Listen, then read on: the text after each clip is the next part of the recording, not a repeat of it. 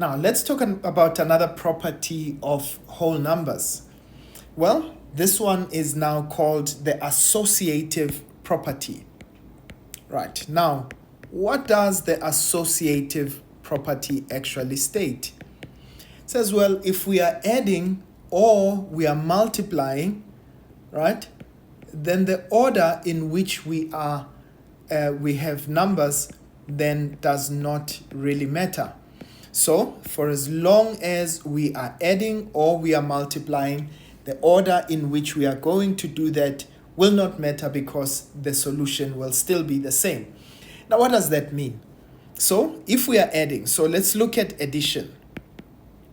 So if we are adding, so suppose that we're going to take numbers together. So A plus B plus C. Let's assume that now we're going to group B and C together, right? This will exactly be the same as if when I take A plus B plus C, but I decide to group A and B together, right? So grouping does not matter for as long as I'm adding or I'm multiplying. Now let's take an example. So if I take 3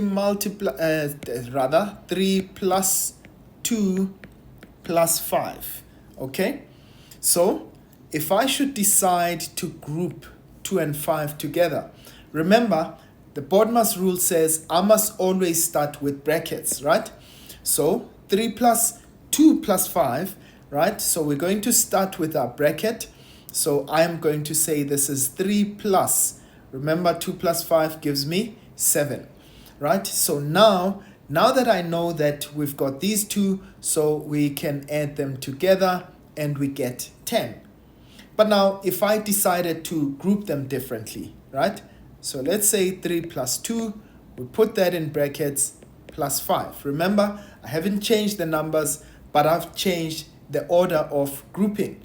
So 3 plus 5 this time around, I start, 3 plus 2 rather, I start with that. So 3 plus 2 gives me 5, right? So 5 plus the 5 in this case gives me 10. So the outcome is exactly the same regardless of how I actually grouped. Right, so in multiplication, would it give us the same thing? Right, now let's try and find that out.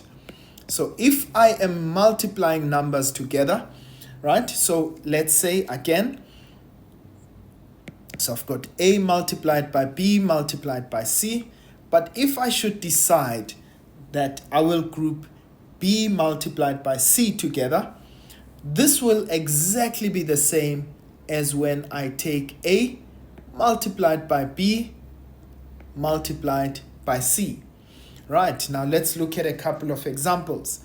Right, so in this case, that means that if I were to take, okay, let me just use a different set of numbers. Let's say 6 multiplied by 2 multiplied by 3, right? So now, if I take those three numbers, so 6 multiplied by 2, if I can group that together, right? On the other side, what I'm going to do is have 6 multiplied by 2 times 3, and I group those together. Now, if I say, well, according to BODMAS, we're starting with brackets, so 6 multiplied by 2 will give me 12, and 12 multiplied by 3, that should give me, in this case, 36, right? Now, let's have a look at it. If I took 6 multiplied by 2 times 3, 2 times 3 gives me 6, and 6 times 6 does definitely give me 36. Well, it didn't matter how I grouped them, the outcome is exactly the same.